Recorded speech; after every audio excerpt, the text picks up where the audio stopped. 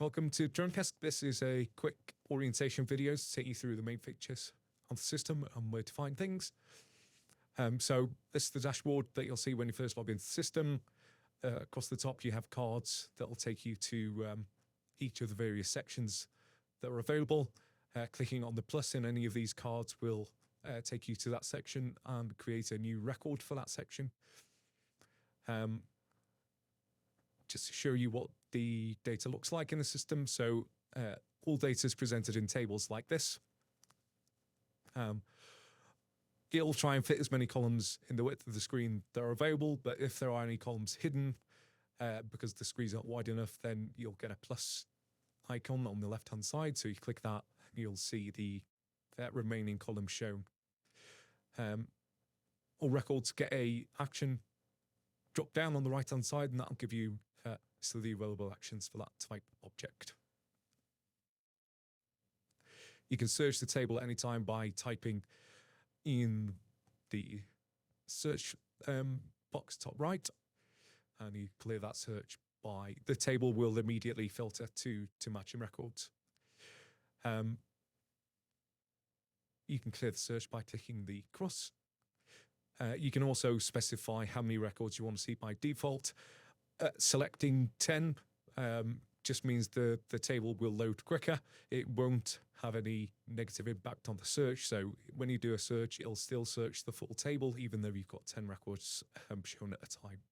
So I'd recommend using minimum value on this for all tables just to improve the speed of the data loading. You can sort by any column by clicking in the column header, and you can sort by a secondary column by holding the shift key down and clicking the second column. You can elect to show or hide any column if you want to. So if I didn't want to see the location name, I could uncheck that and that column would be hidden. And then you can export your data at any point in time by clicking Export to Excel.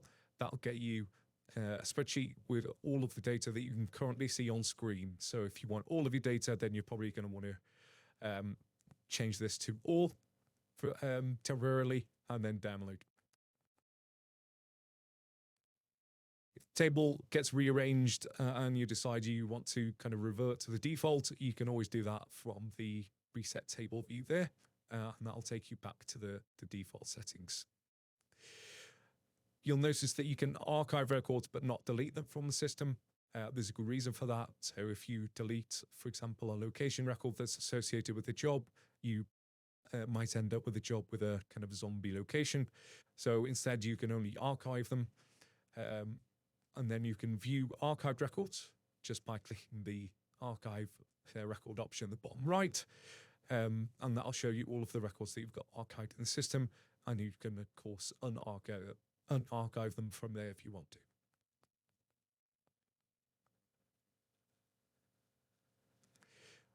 Jobs by status, so you can move jobs through a system state, series of statuses if you want to, from new to planned to complete and so on. Currency will show with you the pilot the individual currency for the current period, and you can view, if you're the admin, a currency dashboard from there, which will show you all of your pilots. Drone maintenance will show you whether or not there are drones past the current maintenance schedule. So if you can click on that, they'll take you to this dashboard where it'll give you all of your assets and their current maintenance status. And then to record maintenance, you would just click on the drone.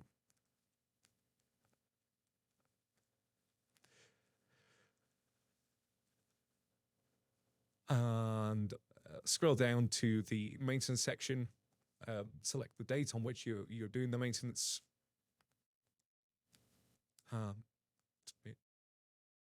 And then tick the box.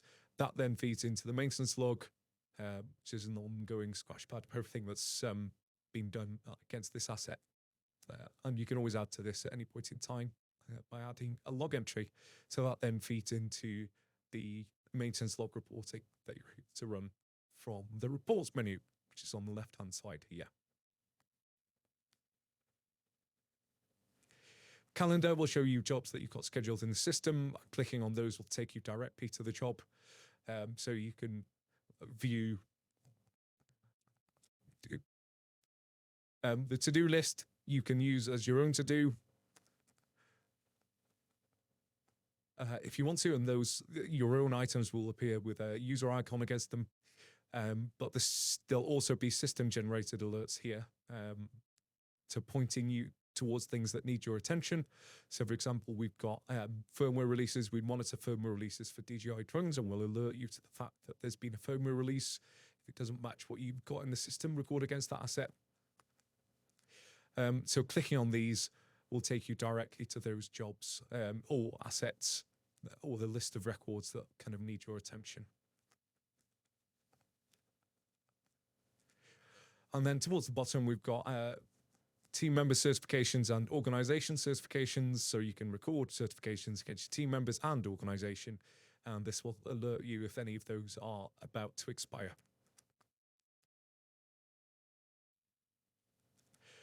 So that's the main dashboard. Down the left-hand side are the links, exactly the same as these panels. That'll take you to the records. And then the secondary menu is behind your profile. So at the top right, click on your profile image. You've got My Profile. That's where you can change your password. You can set up two-factor authentication. This is around date formats and so on. My organization will give you information about your business or organization, and you can edit these sections just by clicking the edit icon there. Key personnel, you can set up key personnel in the system, so everybody from kind of accountable managers to operations managers and so on. And then the third thing that you're able to do in My Organization is set up certifications at organization level. So just scroll down to the bottom, select the appropriate certification from the available list, set the dates. You can also upload a PDF copy of that certification if you need to do that as well.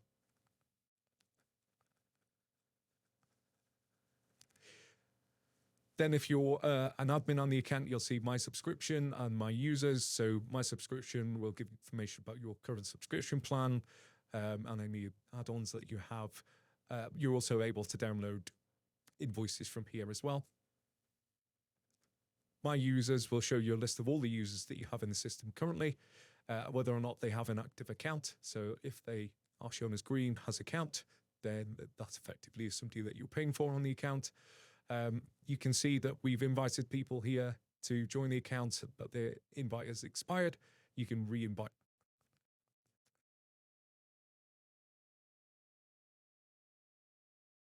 And then the next section is settings. So this is quite an important section. This will give you access to all of the configuration that's available in the system. So integrations, you can, for example, connect your DJI Cloud account here. You can connect Google Drive, Dropbox, and so on. Data import, if you've got data from another system or in spreadsheets already, then you can download a template file from here by clicking the yellow button. Populate that with your data. So if you've got leads, clients, location records, drones, and so on, jobs, risks, populate that template file with your data, and then you can upload it into the system from here. Job sections. This allows you to configure what a job looks like, both on screen and in the export options that you have. So you've got several job types or job classes available. So standard, simple, complex. So you're able to set up multiple different configurations depending on the type of job that you're doing. And then when you create a job, you select the appropriate job class. So as you can see, when we get to a managed job screen, we present everything that you need for that job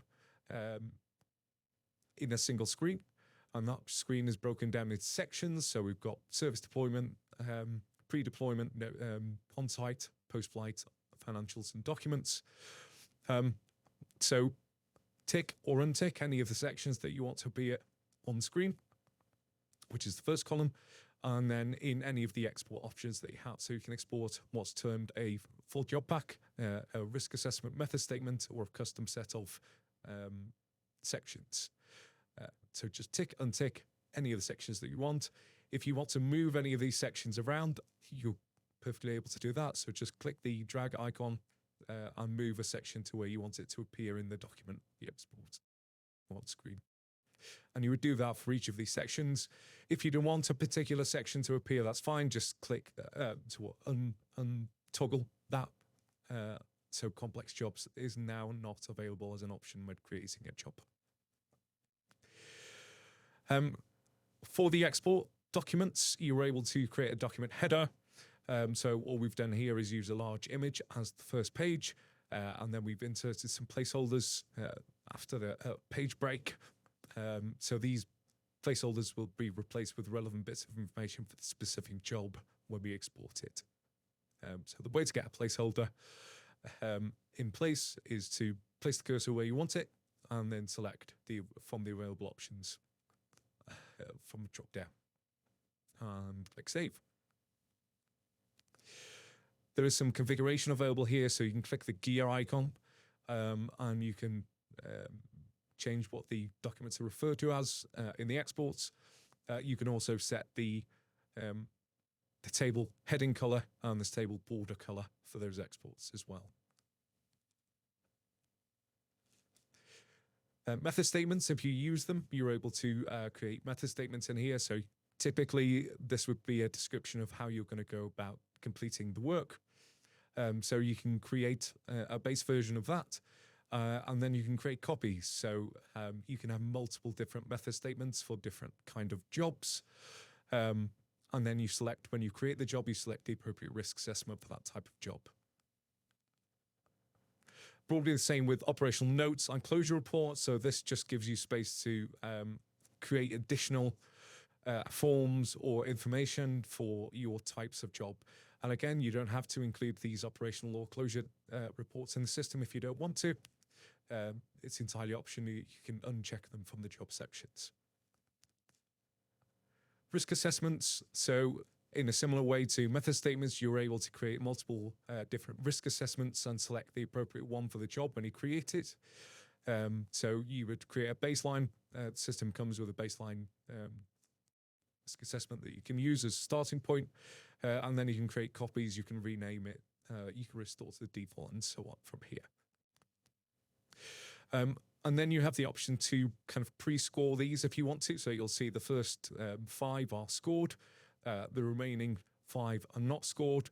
So when this risk assessment template is added to a job, the pilot would be expected to review these, change the scores if they think they're not appropriate, and score these from scratch based on the specific job.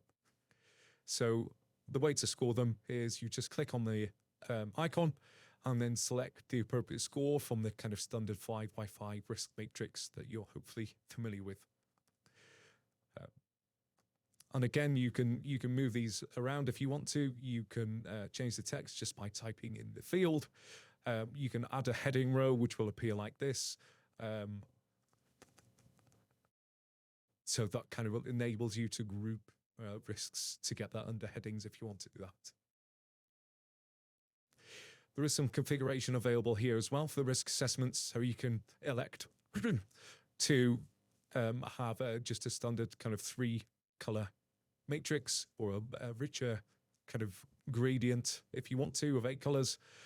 You can elect whether or not this score is shown in the square or not, and whether or not the components of the score are shown below the score icon. And then you have a choice of how the risk assessment is calculated. So per risk or per row score can either be additive or multiplicative. And then the overall risk calculation, which gives you a summary score for the entire risk assessment, can either be summation, average, or maximum. So that's configurable. Recesses. Next section is checklists. So the system comes at the moment with 7 checklists, which are pre-populated for you. So you can use these as a starting point. And again, to edit these, you just type in the field, and everything's kind of saved as you go. You can move these around. You can delete checklists or check items if they're not appropriate. And of course, you can add checks if you need to. So that's the same for all of the 7 different checklists that are available. And then we come to workflow configuration. So this really is where you can set up all your permissions. So typically the admin of the account would go through this section. So this allows you to set permissions around who can manage job sections, the configuration that I've just shown you.